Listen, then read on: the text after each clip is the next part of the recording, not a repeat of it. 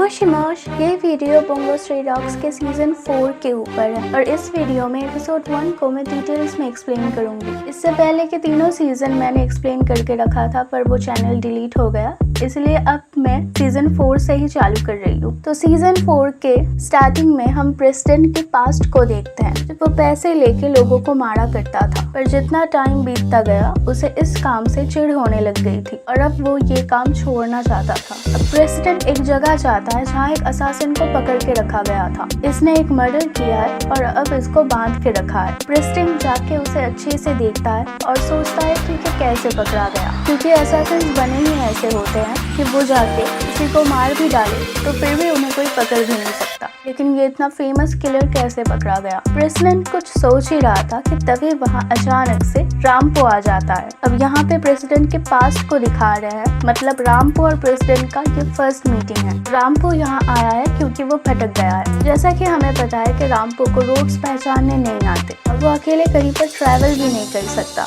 मेरी तरह, इसलिए वो डायरेक्शन पूछने के लिए सीधा यहाँ पे घुस गया। अगर इसे डायरेक्शन बता भी देंगे तब भी ये वहाँ जाके नहीं पहुँच पाएगा, अकेले ट्रैवल करना जो नहीं आता। पर फॉर्चुनेटली इसे यही आना था, इसलिए ये सही जगह आके पहुँचा है। ये प्रेसिडेंट का ऑफिस है और जिसका मर्डर हुआ है वो खुद प्रेसिडेंट है। व्हाइट कोर्ट में जो आदमी पेपर्स को अरेंज कर रहा है वो प्रेसिडेंट का सेक्रेटरी है और इसी ने ही साइड में एक असासिन को पकड़ के रखा है मर्डरर बोल के। रामपो कहता है कि उसका एक डॉक्यूमेंट इधर ही कहीं है तो उसे अपना पेपर चाहिए। अपना पेपर ढूंढने के लिए वो सीधा जाके खिड़की खोल देता है जिससे बहुत तेज हवा आती है और जो सारे पेपर्स अरेंज थे सब हवा से उड़ जाते हैं। सेक्रेटरी गुस्सा करता है कि उसे फिर से सब कुछ वापस से अरेंज करना पड़ेगा, लेकिन रामपो ऑलरेडी केस को सॉल्व कर लेता है। कोई भी केस सॉल्व करने के लिए रामपो को ज़्यादा टाइम नहीं लगता, इसका दिमाग बहुत ज़्यादा तेज चलता है। रामपो केस को थोड़ा सा एक्सप्लेन करता है कि ये जो सेक्रेटरी है ये तो प्रेसिडेंट के आसपास हमेशा रहता था। ये सफ़ेद कोट वाला आदमी तब से पेपर्स को अरेंज कर रहा है पूरे रूम के फ्लोर पर,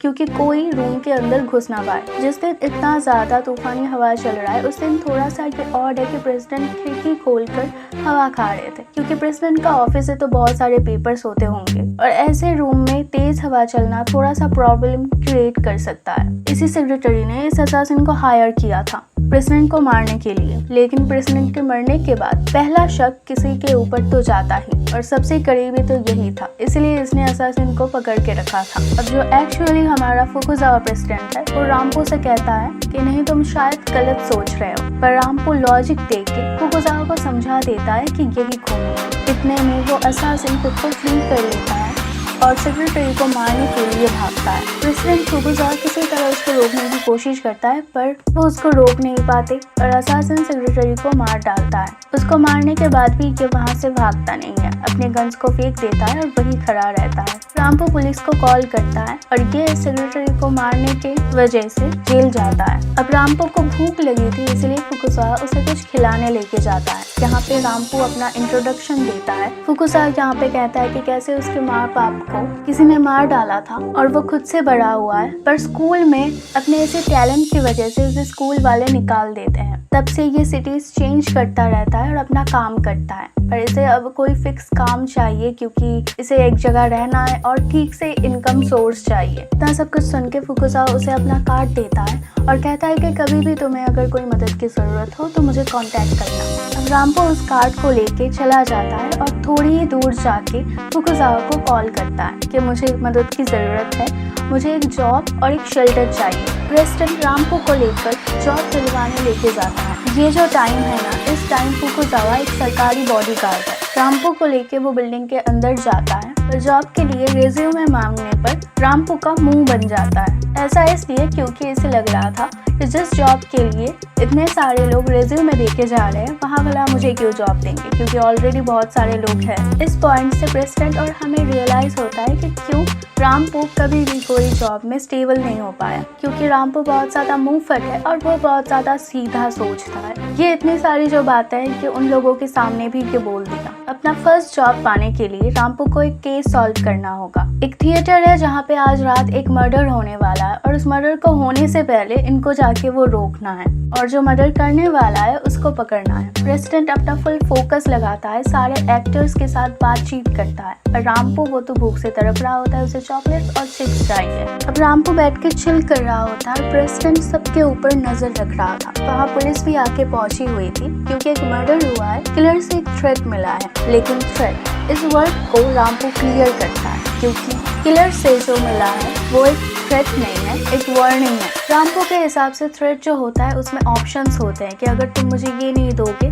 तो उसके बदले में मैं ये करूँगा, पर इसमें ऐसा कुछ नहीं था। इसमें कुछ ऐसा सीन था कि मैं ये कर सकता हूँ या फिर मैं ये करूँगा। इस पॉइंट पर आके फुकुजावा को एक बात हिट करती है कि ये जो लड़का है ये कोई नॉर्मल लड़का नहीं है। जब से ये मिला है ये शुरू से सब कुछ ऑब्जर्व करता आया है और ये बहुत ज़्यादा तेज दिमाग वाला भी है पर रामपू को ये नहीं पता कि उसे जो समझ आता है वो दूसरे लोगों को समझ नहीं आता। रामपू को तो यही लगता है कि उसे सब कुछ दिख रहा है तो उसके आसपास के जितने भी लोग हैं उन्हें भी सब कुछ दिख रहा होगा। प्रेसिडेंट उससे पूछता है कि अभी तक तुम मेरे बारे में क्या जानते हो। रामपू जवाब देता है कि बहुत कम टाइम हुआ है हम दोनों को मिले हुए, इसलिए मैं ज़्यादा कुछ तुम्हारे बारे में बता नहीं सकता।